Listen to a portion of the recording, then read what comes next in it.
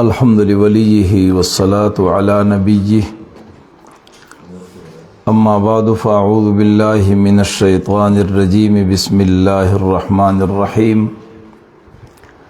ما كان محمد ابا احد من رجالكم ولكن رسول الله وخاتم النبيين وكان الله بكل شيء عليما وقال النبي صلى الله عليه وسلم إنه سيكون في أمتي كذابون ثلاثون كلهم يزعم أنه نبي وأنا خاتم النبيين لا نبي بعدي أو كما قال النبي صلى الله عليه وسلم. درود پاک پڑھیں. صلی علی محمد وعلی آل محمد کما صلیت علی ابراہیم وعلی آل ابراہیم انک حمید مجید. اللہم بارک علی محمد وعلی آل محمد کما بارکت علی ابراہیم وعلی آل ابراہیم انک حمید مجید. انتہائی واجب الاحترام برادر مکرم جناب تنویر انور صاحب قیم جماعت اسلامی آزاد جموں و کشمیر، محترم دوستوں اور بھائیوں، ختم نبوت کے حوالے سے 3 باتیں آپ کی خدمت میں پیش کروں گا.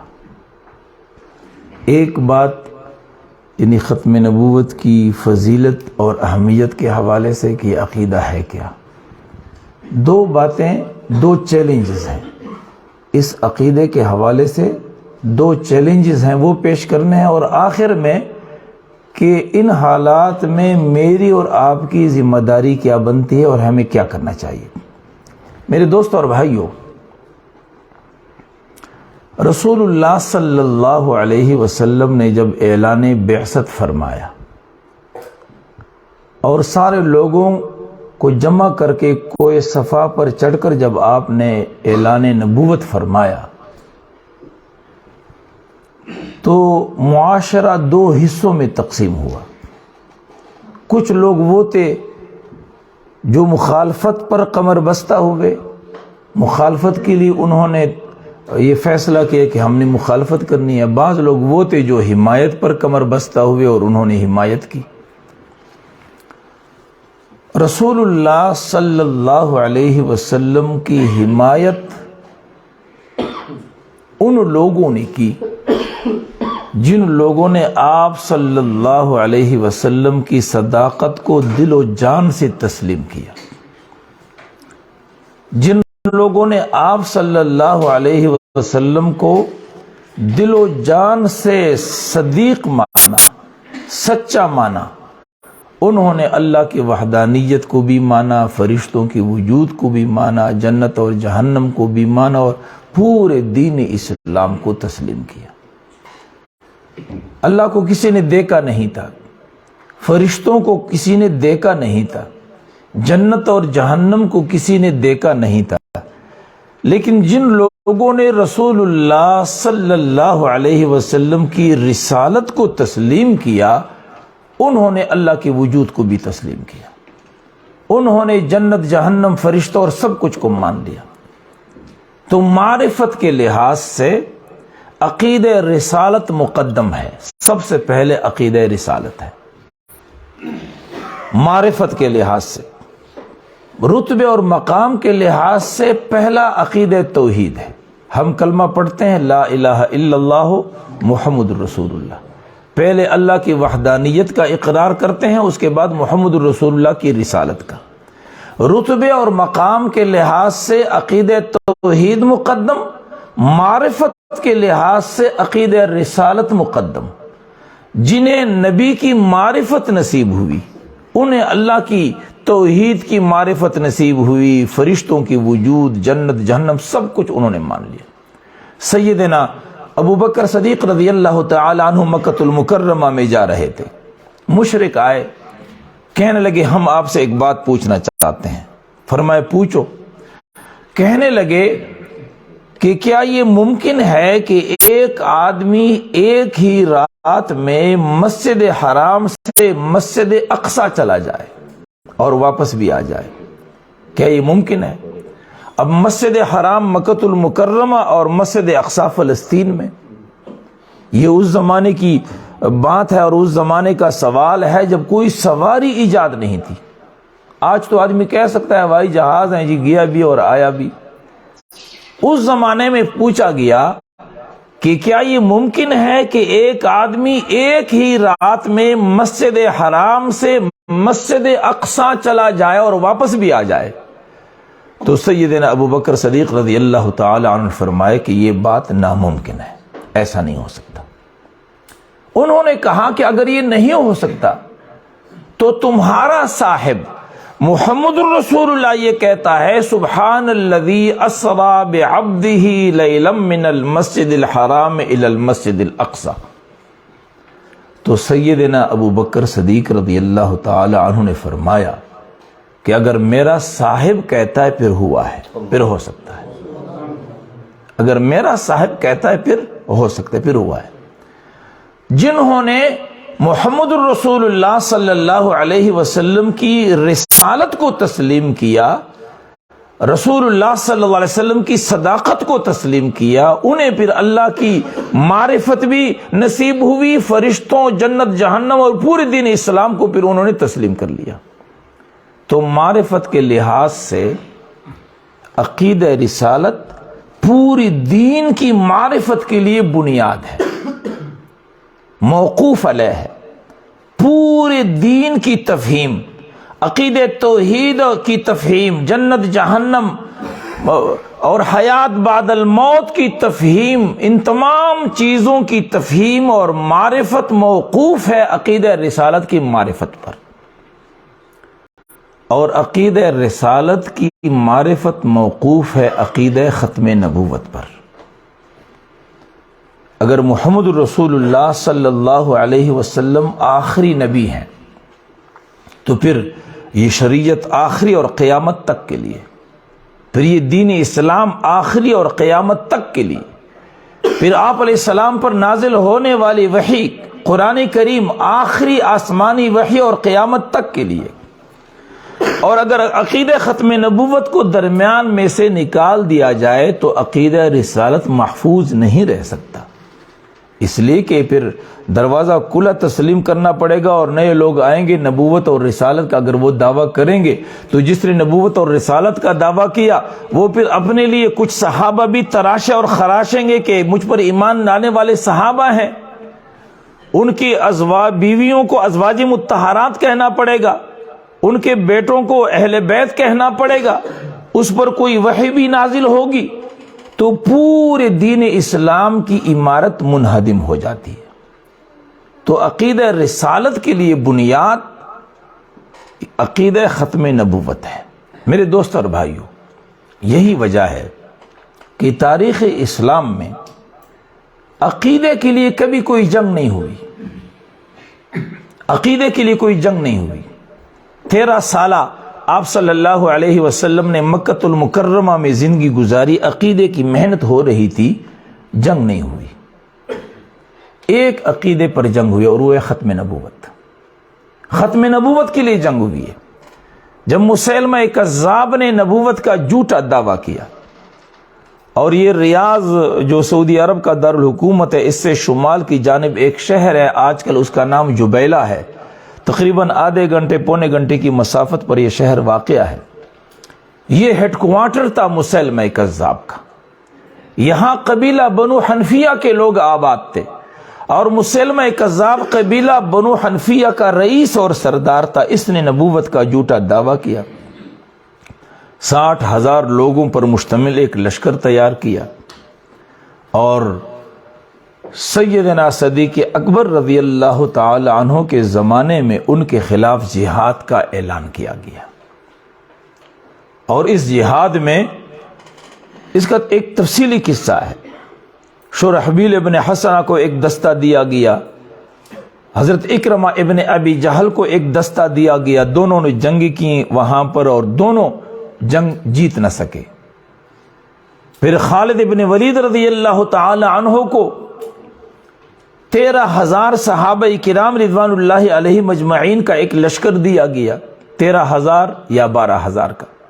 وہ آئے اور انہوں نے پھر عقیدے کی حفاظت کے لیے، ختم نبوت کے لیے جنگ کی۔ یہاں یہ بات بھی ذہن نشین رہے کہ تاریخ اسلام میں جتنی بھی جنگیں ہوئی ہیں ان میں 3 باتیں دشمن کے سامنے کی گئی ہیں۔ کتنی باتیں؟ 3 باتیں، 3 آپشن دیے گئے دشمن کو ہر جنگ میں۔ پہلا آپشن یہ کہ آؤ کلمہ پڑھ لو لا الہ الا اللہ محمد الرسول اللہ۔ دوسرا آپشن یہ کہ اگر کلمہ نہیں پڑھتے تو ہمیں پھر سالانہ ٹیکس اور جزیہ دینا پڑے گا۔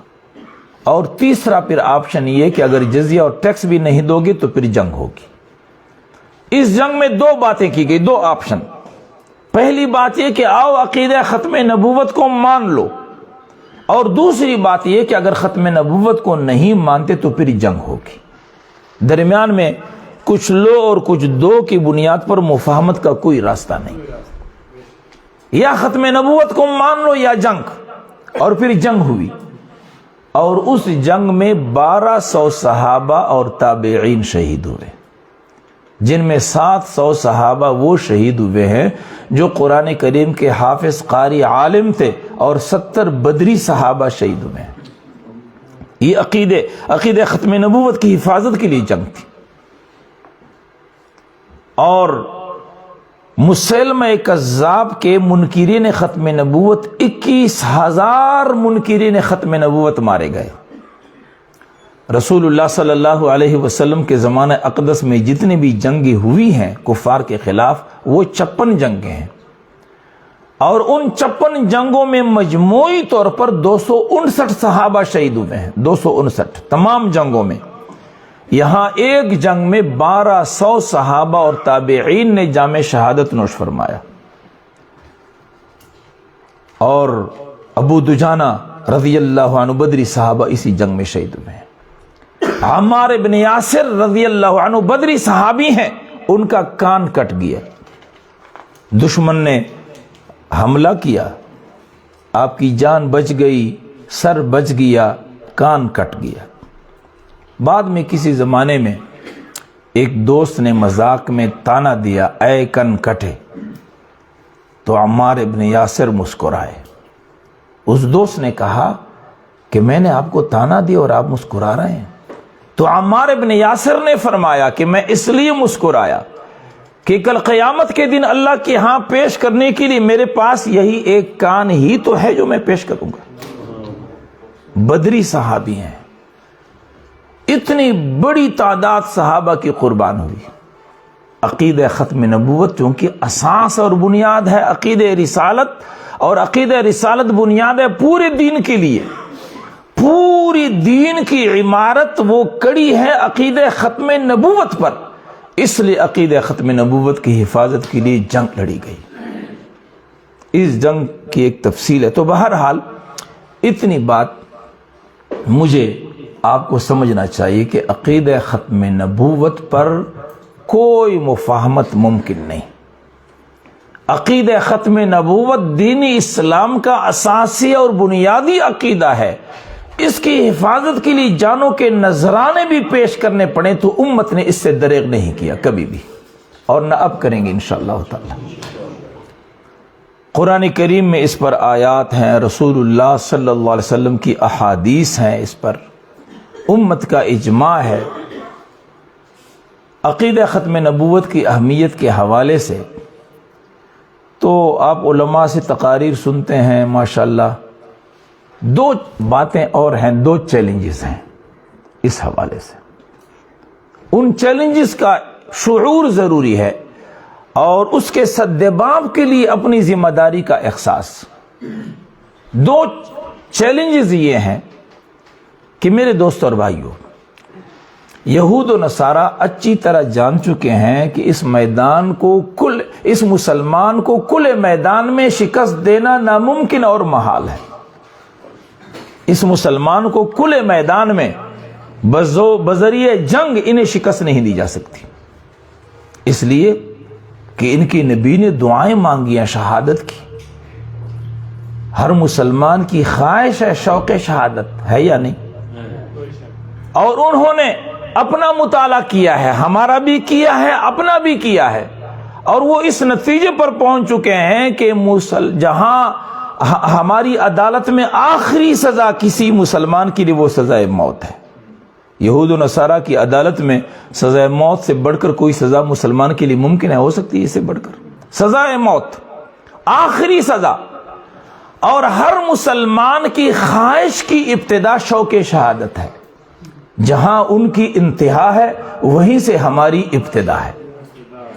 وہ بات یہ جان چکے ہیں، اور انہیں پتا ہے کہ مسلمان کی گردن پر تلوار لگی، وہ گرا، اور وہ کہہ رہے فستو ورب الکعبہ، رب کعبہ کی قسم میں کامیاب ہوا۔ اور انہیں یہ معلوم ہے کہ انہیں کے نبی نے فرمایا کہ جب آدمی شہید ہوتا ہے تو اس کے خون کا قطرہ زمین پر بعد میں گرتا ہے، شہید جنت پہلے پہنچ جاتا ہے۔ اس لیے میدان جنگ میں اس مسلمان کا سامنا مشکل ہے۔ میدان جنگ میں ان کے وسائل پر قبضہ کرنا، ان کے حدود اربع جغرافیے پر قبضہ کرنا، یہ ناممکن ہے۔ پھر انہوں نے یہ سوچا کہ آخر وہ کون سا ٹیکنالوجی اور کون سا اسپرٹ ہے اس مسلمان کے اندر جو نہتہ ہونے کے باوجود ہمارے مقابلے پر کھڑا ہے۔ یہ حالات وہ حالات ہیں جو ریکارڈ پر موجود ہیں، کوئی افسانوی قصے نہیں ہے۔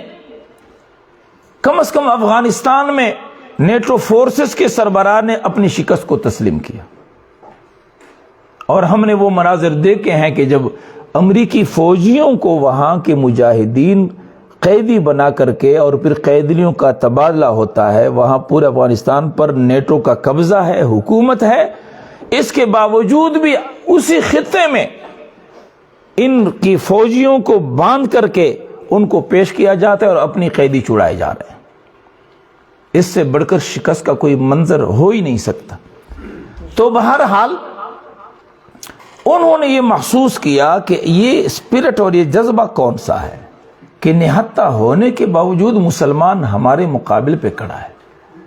تو وہ ہے رسول اللہ صلی اللہ علیہ وسلم سے عقیدت اور تعلق۔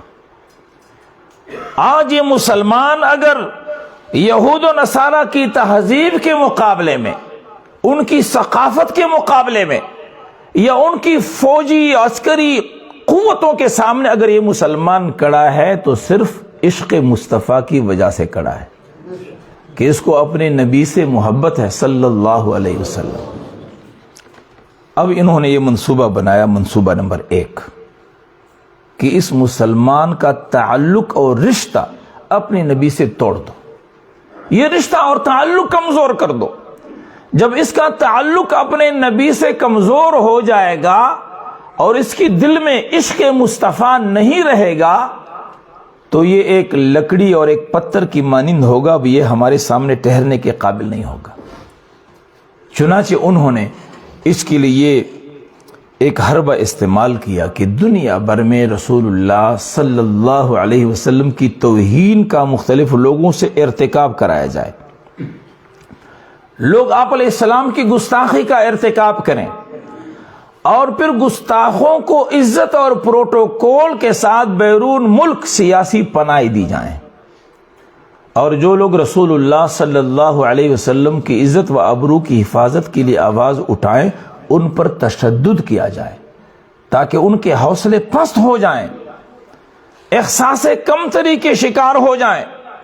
بار بار جب اس طرح ہوگا تو یہ مسلمان سن سن کے سن ہو جائے گا، پھر اپنے نبی کی عزت و آبرو پر یہ غیرت نہیں کرے گا، کسی رد عمل کا اظہار نہیں کرے گا۔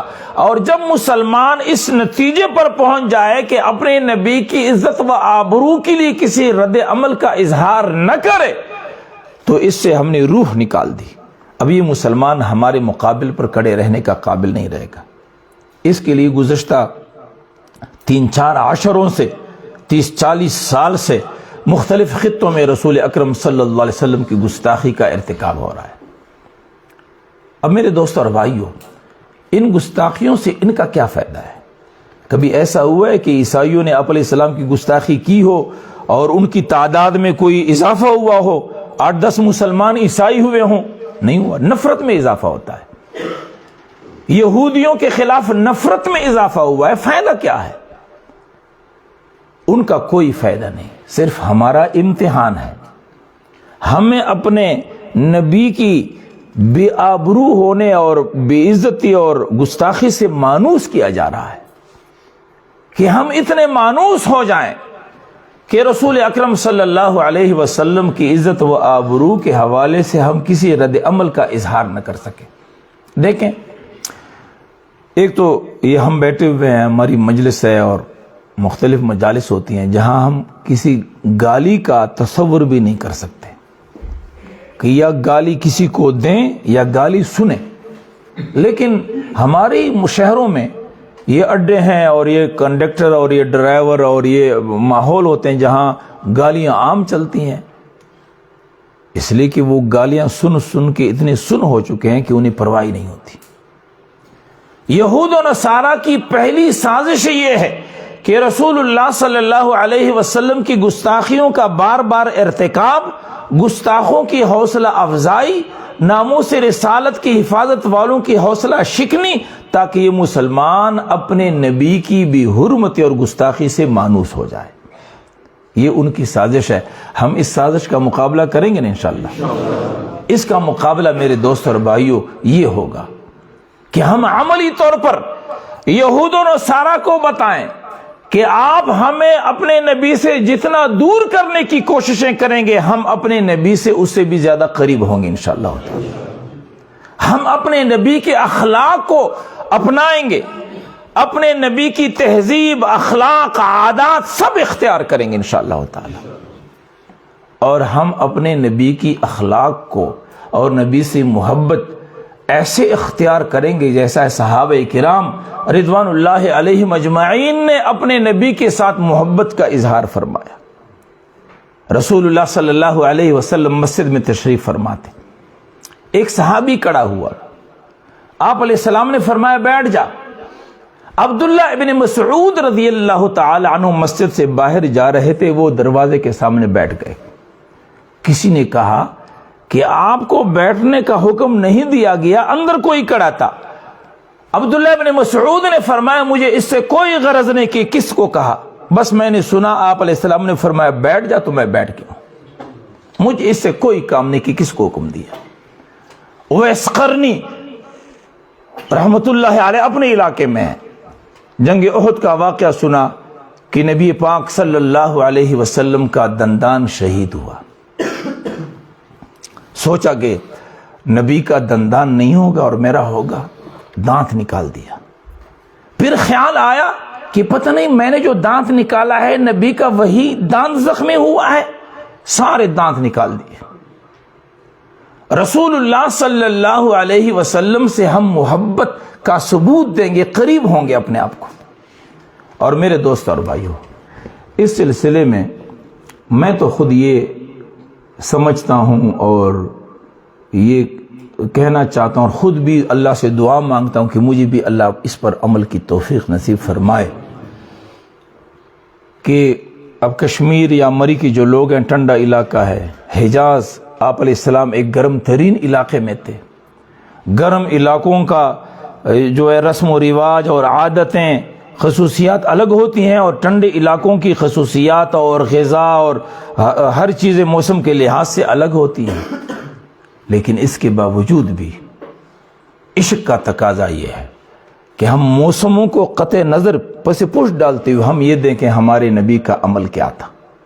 اس کو نہ دیکھیں کہ وہ گرم علاقہ تھا، وہاں کے موسم کے لحاظ سے یہ چیز، اور ٹھنڈے علاقے میں ہمیں ان سے قطع نظر ہمارے نبی کا جو عمل ہے بس وہی ہمارا عمل ہونا چاہیے۔ تو یہود و نصارہ کی اس سازش کا ہم اس طرح مقابلہ کریں گے کہ اپنے آپ کو رسول اکرم صلی اللہ علیہ وسلم کی سیرت سے قریب کریں گے، ٹھیک ہے نا انشاءاللہ۔ دوسری سازش یہود و نصارہ کی، رسول اللہ صلی اللہ علیہ وسلم سے امت کو دور کرنے کی دوسری سازش یہ ہے کہ رسول اللہ صلی اللہ علیہ وسلم سے امت کا تعلق کیسے ختم ہو۔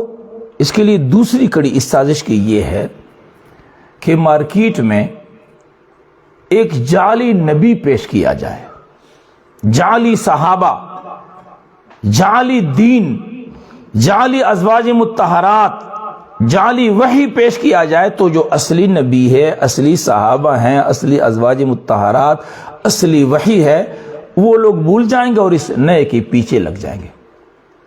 کل جدید لذیذ، ہر نئی چیز وہ لذیذ ہوتی ہے، لوگ اس کے پیچھے پڑ جائیں گے۔ مارکیٹ میں 2 نمبر چیز، اور یہ عام جو تجارتی لین دین اور جو مارکیٹنگ کا جو اس میں بھی ہے کہ اگر آپ کسی چیز کو مارکیٹ سے غائب کرنا چاہتے ہیں تو اس کے مقابلے میں جو 2 نمبر نقل ہے وہ برمار مارکیٹ کو بر دو، اس سے تو اصلی چیز ناپید ہو جائے گی۔ یہ ان کی کوشش ہے کہ 2 نمبر نبوت، جھوٹی نبوت، غلام قادیانی کی شکل میں بر صغیر میں گورنمنٹ برطانیہ نے، یہود و نصارہ نے جھوٹی نبوت کڑی کی مرزا غلام قادیانی کی شکل میں۔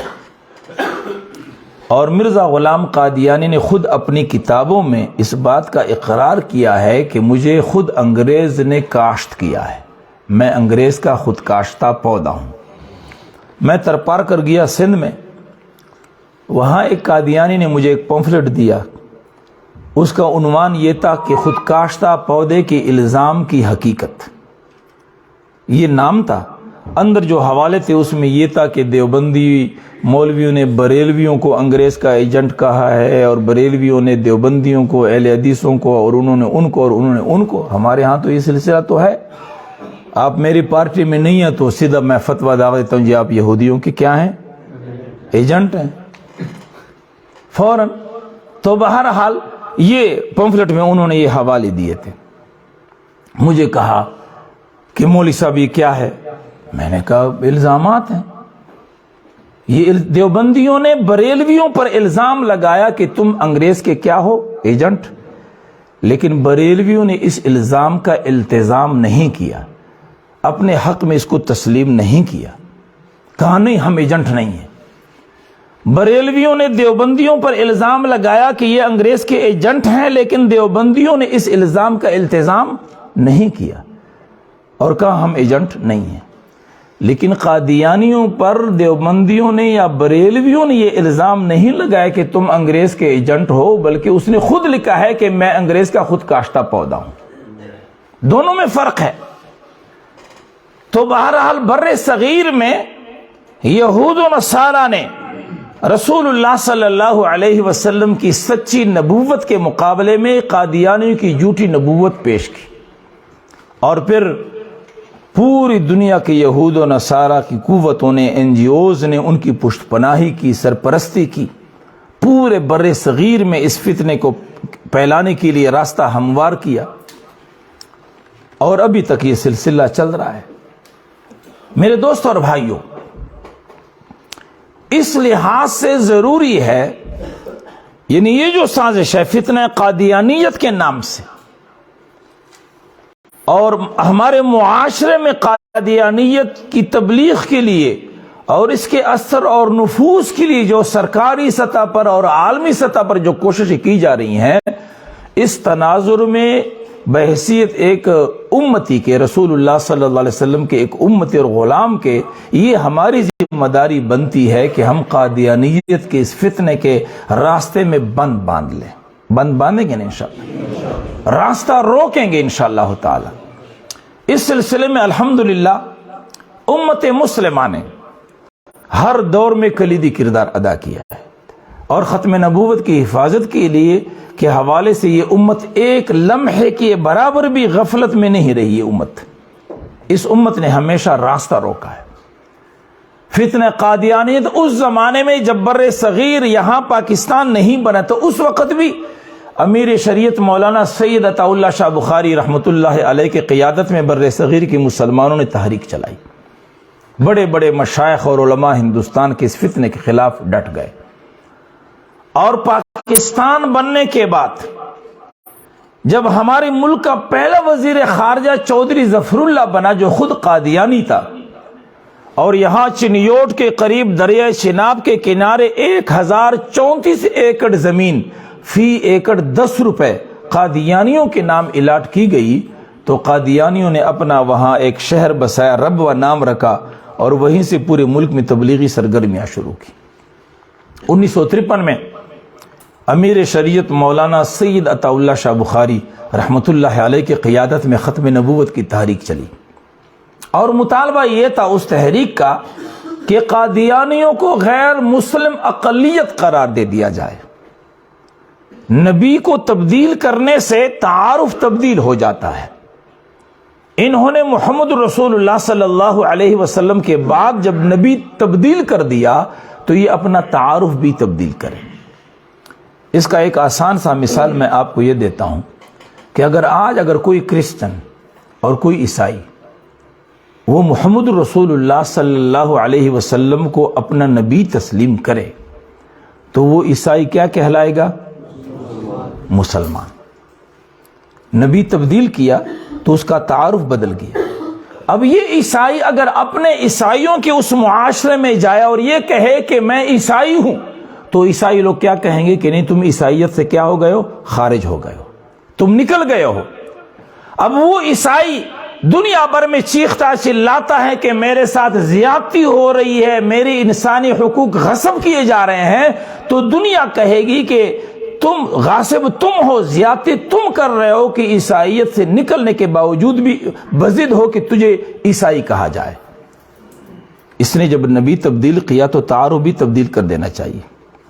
خدا نہ خواستہ کوئی مسلمان اگر عیسائی بنے، کوئی مسلمان اگر عیسائی بنے تو یہ مسلمان جو عیسائی بنا ہے یہ اپنے آپ کو کیا کہے گا؟ عیسائی، کرسچن۔ عیسائیت میں جانے کے بعد اب یہ نہیں کہہ سکتا کہ مجھے مسلمان کہا جائے، انہیں عیسائی کہا جائے گا، اس لیے کہ نبی تبدیل کرنے سے تعارف اور شناخت بدل جاتا ہے۔ 1953 میں مسلمانوں کا مطالبہ یہ تھا کہ قادیانیوں نے محمد رسول اللہ صلی اللہ علیہ وسلم کے بعد ایک جھوٹے شخص کو اپنا نبی تسلیم کیا ہے، لہذا ان کا تعارف بھی بدل دینا چاہیے۔ یہ اپنا تعارف مسلم اور اسلام کے حوالے سے دنیا کے سامنے پیش نہ کرے، تعارف تبدیل کرے، دھوکہ نہ دے۔ یہ مطالبہ تھا 1953 میں۔ مولانا عطا اللہ شاہ بخاری رحمۃ اللہ علیہ گرفتار کیے گئے اور اس تحریک کو ریاستی جبر کے ساتھ ناکام بنانے کی کوشش کی گئی۔ 10,000 مسلمان کم و بیش شہید ہوئے۔ 1953 میں مولانا سید ابو العلا مودودی رحمۃ اللہ علیہ نے ایک پمفلٹ لکھا جس کا نام قادیانی مسئلہ ہے۔ اس میں مولانا مودودی رحمۃ اللہ علیہ نے یہ لکھا کہ بلوچستان جو کہ رقبے کے لحاظ سے بہت بڑا صوبہ ہے، قدرتی وسائل سے مالا مال ہے، قادیانی لوگ اس بلوچستان کو ایک قادیانی اسٹیٹ بنانا چاہتے ہیں۔ سمندر ٹچ ہے اس کے ساتھ، گوادر کی بندرگاہ ہے، تو قادیانی لوگ اس کو صوبے کو قادیانی اسٹیٹ بنانا چاہتے ہیں۔ یہ مولانا مودودی رحمۃ اللہ علیہ نے قادیانی مسئلہ میں اس راز کو بے نقاب کیا۔ چاہیے تو یہ تھا کہ اس سازش کو بے نقاب کرنے پر مولانا مودودی رحمۃ اللہ علیہ کو ایوارڈ دیا جاتا۔ یہ اخبارات میں بھی اشتہار آ جاتا ہے، فلاں قاتل ہے، دہشت گرد ہے، جس نے اس کا نام بتایا یا ہمیں کوئی اطلاع دی اس کا نام بتانے والے کا نام صیغہ اعراض میں رکھا جائے گا، اتنا انعام دیا جائے گا۔ یہ ہوتا ہے نا۔ تو چاہیے تو یہ تھا کہ مولانا مودودی رحمۃ اللہ علیہ نے ریاست کے رٹ کو چیلنج کرنے والوں کی نشاندہی فرمائی تو اس بدلے میں مولانا مودودی کو ایوارڈ دیا جاتا، لیکن مولانا مودودی رحمۃ اللہ علیہ گرفتار کیے گئے اور آپ پر سزائے موت کا حکم کیا گیا۔ 1953 میں مولانا مودودی رحمۃ اللہ علیہ جیل گئے، عطا اللہ شاہ بخاری رحمۃ اللہ علیہ جیل میں ایک CID افسر نے، یہ قادیانی مسئلہ کے حوالے سے آپ کی خدمت میں یہ بات میں پیش کروں کہ یہ ایک چھوٹا سا 32 صفحات کا پمفلٹ ہے، ہم بار بار اس کو شائع کر کے تقسیم کرتے ہیں۔ اس رسالے سے پوری قادیانی قیادت بوکلاہٹ کی شکار ہوئی، پوری قادیانیت۔ اور یہ میرے پاس ایک کتاب ہے جس کا نام ہے تاریخ احمدیت، جلد نمبر 16. یہ قادیانیوں کی کتاب ہے، ہماری نہیں ہے. کس کی ہے؟ قادیانیوں کی اپنی کتاب ہے، تاریخ احمدیت جلد نمبر 16. اس میں قادیانیوں نے مولانا مودودی رحمۃ اللہ علیہ کو خونی ملا قرار دیا ہے. اس کتاب میں قادیانیوں نے قادیانی مسئلہ کو بم قرار دیا ہے، اور 20 مارچ 1953 کو مرزا غلام قادیانی کے بیٹے محمود احمد نے گورنر پنجاب کے نام ایک خط لکھا ہے مولانا مودودی رحمۃ اللہ علیہ کے خلاف. وہ خط اس کتاب میں درج ہے. کہتے ہیں عربی میں الفضل ما شہدت بہ الاعداء، فضیلت وہ ہوتی ہے جس کی گواہی دشمن دے.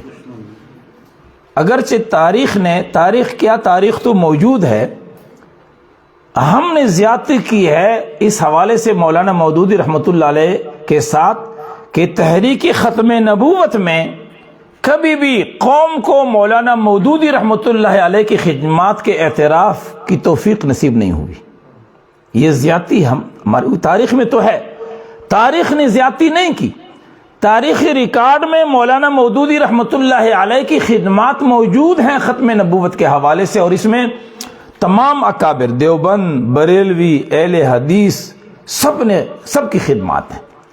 کوئی اگر کسی کی خدمات بیان نہیں کرتا تو یہ ایک خیانت ہے. یہ تحریک ختم نبوت تمام مسلمان امت کی مشترکہ، اگر کوئی مسلک، کوئی جماعت، کوئی فرقہ ختم نبوت کی اس تحریک کو اپنے ساتھ جوڑتا ہے تو گویا کہ وہ ختم نبوت کی ایک غیر محدود حیثیت کو محدود بنانا چاہتا ہے، اور وہ ختم نبوت کے ایک غیر متنازع شکل اور صورت کو متنازع بنانا چاہتا ہے. اس لیے میرے دوستو اور بھائیو، ختم نبوت پوری امت کا یہ مشن اور کاز ہے، اور پوری امت نے کلیدی کردار ادا کیا ہے. بہرحال جیل میں ایک CID افسر عطا اللہ شاہ بخاری سے ملا اور کہنے لگا، شاہ صاحب تمہاری تحریک ناکام ہو گئی. تمہارا جو مطالبہ تھا کہ قادیانیوں کو غیر مسلم اقلیت قرار دے دیا جائے، وہ مطالبہ تسلیم نہیں کیا گیا. تو شاہ صاحب رحمۃ اللہ علیہ نے فرمایا کہ ہماری تحریک ناکام نہیں ہوئی، ہم نے مسلمانوں کے دلوں میں ایسا ٹائم بم فٹ کیا ہے جو اپنے وقت پر بلاسٹ ہوگا تو دنیا کی کوئی طاقت قادیانیوں کو اس کی تباہی سے نہیں بچا سکے گی. یہ ٹائم بم 29 مئی 1974 کو پھٹا، جب نشتر میڈیکل کالج ملتان کے سٹوڈنٹس ملتان سے پنڈی آ رہے تھے. ربوہ ریلوے اسٹیشن پر ریل گاڑی پہنچی تو قادیانیوں نے اپنا لٹریچر تقسیم کرنا شروع کیا.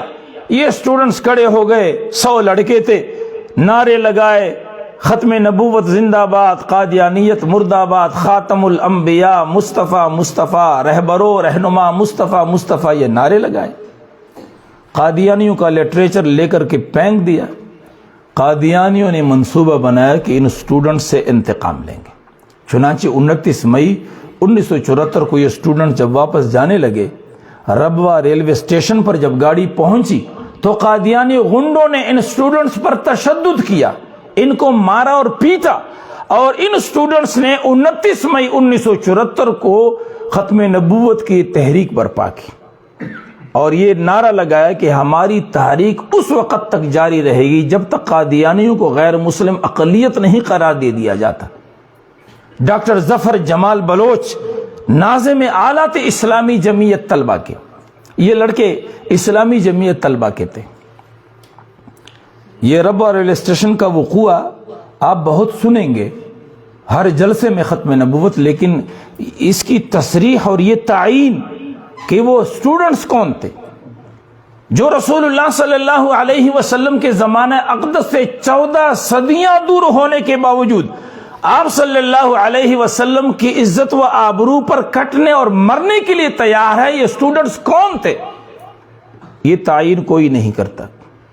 یہ سٹوڈنٹس تھے اسلامی جمعیت طلبہ کے، ڈاکٹر ظفر جمال بلوچ کی قیادت میں کالج اور یونیورسٹیوں کے یہ اسٹوڈنٹس آ گئے. لیاقت بلوچ ناظم تھے پنجاب اسلامی جمعیت طلبہ کے. شبیر احمد خان صاحب پشاور اسلامی جمعیت طلبہ کے ناظم تھے. یہ اسٹوڈنٹس اٹھے اور انہوں نے آپ علیہ السلام کی عزت و آبرو پر غیرت کا مظاہرہ کیا. تحریک جنگل میں آگ کی طرح پورے ملک میں پھیل گئی اور بالآخر پارلیمنٹ میں اس پر مباحثہ ہوا. 13 دن مسلسل مباحثہ ہوا اور 7 ستمبر 1974 کو پاکستانی پارلیمنٹ نے قادیانیوں کو متفقہ طور پر غیر مسلم اقلیت قرار دے دیا. میرے دوستوں اور بھائیوں، عام طور پر میری تقریر اب اس کے بعد شروع ہوتی ہے لیکن میں آج نہیں کرتا. جی یہ وہ مقدمہ ہے کہ 7 ستمبر کو یہ فیصلہ. اب کیا ہے؟ اب ہمیں کیا کرنا ہے؟ مسئلہ تو حل ہو گیا. بعض لوگ کہہ دیتے ہیں یہ مسئلہ تو حل ہوا. مسئلہ ابھی حل نہیں ہوا. اب قادیانیوں کی 2 سازشیں ہیں. کتنی؟ 2. ایک سازش تو یہ ہے کہ نسل نو کو عقیدہ ختم نبوت کے حوالے سے ابہام میں رکھا جائے. نئی نسل کو پتہ ہی نہ چلے کہ ختم نبوت کیا ہے. ہم نے اس سازش کا مقابلہ کرنا ہے اور نئی نسل کو ختم نبوت کے عقیدے سے آگاہ کرنا ہے انشاءاللہ تعالی. اور ہم پوری دنیا میں ہر خطے ہر شہر میں جنگلوں صحراؤں میں دیہاتوں اور شہروں میں رسول اکرم صلی اللہ علیہ وسلم کے ختم نبوت کے عقیدے کو بیان کریں گے انشاءاللہ تعالی. وہ ہمیں ہماری نئی نسل کو جہالت میں رکھنا چاہتے ہیں، ہم اپنی نئی نسل کو خبردار کریں گے انشاءاللہ. قادیانی مسئلہ جو ہے اس کو ہم نے سوال اور جواب کی شکل میں ترتیب دے دیا ہے اور خیبر پختونخوا میں اسکولوں میں ختم نبوت انعام گر کے مقابلے میں رکھواتا ہوں. وہاں 7ویں 8ویں 9ویں اور 10ویں کے اسٹوڈنٹس جو ہیں ان کو یہ رسالہ جو ہے دے دیتا ہوں اور پڑھا دیتا ہوں. اور پھر ہفتے کے بعد امتحان ہوتا ہے اور اول 2 سوم کو انعام دیا جاتا ہے. لیکن 1 ہفتے کی محنت سے وہ لڑکے اس رسالے کو حفظ یاد کر لیتے ہیں. 7ویں 8ویں کا بچہ اگر اس رسالے کو یاد کرے گا تو کیا مرتے دم تک اس عقیدے میں وہ کسی غلط فہمی کا شکار ہو سکتا ہے؟ تو ہم انشاءاللہ یہ صدا بلند کریں گے نا انشاءاللہ. اور دوسری سازش یہ ہے قادیانیوں کی کہ آئین پاکستان کے جو اسلامی دفعات ہیں، ختم نبوت اور ناموس رسالت کے جو قوانین ہیں، یہ کالعدم قرار دیے جائیں. لٹکتی ہوئی تلوار ہے آئین پاکستان کے اسلامی دفعات. اور یہ اسلامی دفعات کیا ہے میں آپ کو یہ بتاؤں. پاکستان بننے کے بعد علامہ شبیر احمد عثمانی رحمۃ اللہ علیہ کی قیادت میں تمام مکاتب فکر کے جید علماء جمع ہوئے اور انہوں نے 22 نکات مرتب کیے. قرارداد مقاصد کے نام سے آئین میں یہ شامل کیے گئے. 1985 تک آئین پاکستان میں یہ ضمیمہ کے طور پر حاشیے کے طور پر شامل تھے. 1985 میں شیخ القرآن حضرت مولانا گوہر الرحمان رحمۃ اللہ علیہ جو جماعت اسلامی اس وقت کے صوبہ سرحد کے امیر تھے، جب وہ MNA بنے، پارلیمنٹ کے ممبر بنے، تو انہوں نے یہ قرارداد پیش کی کہ آئین پاکستان میں جو قرارداد مقاصد ہیں انہیں قابل تنفیذ حصہ آئین کا قرار دے دیا جائے. ابھی تک یہ قابل تنفیذ حصہ نہیں تھا، ضمیمہ تھا، حاشیہ تھا. مولانا گوہر الرحمان رحمۃ اللہ علیہ کی تحریک پر الحمدللہ یہ قرارداد مقاصد آئین پاکستان کا قابل تنفیذ حصہ قرار پایا. یہ اسلامی دفعات ہیں. اور 1985 تک ناموس رسالت کے حوالے سے ہمارے آئین میں یہ قانون تھا کہ گستاخ رسول کی سزا عمر قید ہے. 1985 میں مولانا گوہر الرحمان رحمۃ اللہ علیہ نے یہ قرارداد پیش کی کہ گستاخ رسول کی سزا قرآن و سنت کی روشنی میں سزائے موت ہے. عمر قید یہ قرآن و سنت کے خلاف ہے. اس پر دلائل دیے گئے اور 1985 میں یہ قانون بنا کہ گستاخ رسول کی ایک ہی سزا سر تن سے جدا. اب یہ قوانین جب ہم نے بنوائے ہیں تو اس کی حفاظت بھی جماعت اسلامی کی لوگوں کی زیادہ ذمہ داری بنتی ہے. تو قادیانیوں کی دوسری سازش یہ ہے کہ آئین پاکستان کے اسلامی دفعات کالعدم قرار پائیں. اب ہم ان کی حفاظت کریں گے، لیکن اس کی حفاظت یہاں جلسوں اور تقاریر سے ممکن نہیں. اس کی حفاظت کے لیے سازش اگر پارلیمنٹ میں ہو رہی ہے تو پارلیمنٹ میں لوگوں کو بھیجنا پڑے گا. سینٹ میں سازش ہو رہی ہے تو سینٹ میں لوگوں کو بھیجنا پڑے گا. جہاں سازش ہو رہی ہے وہاں سازش روکنے کے لیے لوگوں کو وہاں بھیجنا پڑے گا. سینٹ میں مشتاق احمد خان صاحب اکلوتا ہمارا ممبر ہے. جتنے بھی اسلام کے خلاف قانون سازیاں ہوئی ہے وہ کڑا ہوا ہے. صدی سکندری کی طرح وہاں موجود ہے الحمدللہ. مولانا عبدالاکبر چترالی صاحب ہمارے پارلیمنٹ میں موجود ہیں, ممبر قومی اسمبلی. تو میرے دوست اور بھائیوں, ہمیں قادیانیوں کی اس سازش کو ناکام بنانے کے لیے اپنے لوگوں کو پارلیمنٹ بھیجنا پڑے گا نا. اور ہم اس میں ہمارا یہ جو پہلو ہے اس میں کوئی شرم اور عار ہمیں محسوس نہیں کرنی چاہیے. وہاں خیبر پختونخوا میں ہم ووٹ مانگتے ہیں لوگوں سے. کبھی لوگ کہہ دیتے ہیں کہ جی ابھی سعودی عرب میں ایک ہمارے علاقے کا ایک انجینئر تھا, اس نے کہا جماعت اسلامی والے بہت اچھے لوگ ہیں, فلاں ہیں فلاں. میں نے کہا آپ نے ووٹ دیا ہے؟ کہنے لگا نہیں. کیوں؟ کہنے لگا کوئی جیتتا نہیں ہے. میں نے کہا بھائی آپ جیتنے اور ہارنے کے فلسفے کو سمجھتے ہی نہیں سرے سے, کہ ہارتا کون ہے اور جیتتا کون ہے اسے آپ پتہ ہی نہیں آپ کو. جماعت اسلامی کا آدمی جب الیکشن کے لیے کھڑا ہو گیا تو یہ جیت گیا. یہ اللہ کو قیامت کے دن کہہ سکتا ہے کہ یا اللہ مادہ پرستی کا دور تھا, اربوں کروڑوں روپے میرا مد مقابل خرچ کر رہا تھا, میرے پاس کچھ نہیں تھا لیکن میں کھڑا ہو گیا. اب یہ کامیاب ہے. اب امتحان ووٹر کا ہے کہ اس نے ووٹ کس کو دیا. اگر آپ نے ووٹ اس کو دیا تو آپ جیت گئے ہیں, اور اگر ووٹر نے اس کو ووٹ نہیں دیا تو ووٹر ہار گیا ہے. جماعت اسلامی کا کینڈیڈیٹ اور امیدوار تو ہر حال میں جیت چکا ہے. تو ہم یہ مہم چلائیں گے اور اس میں کسی شرم اور ہمیں کوئی 2 ووٹ بھی نہ دے, ہم پھر بھی کھڑے ہوں گے انشاءاللہ تعالی.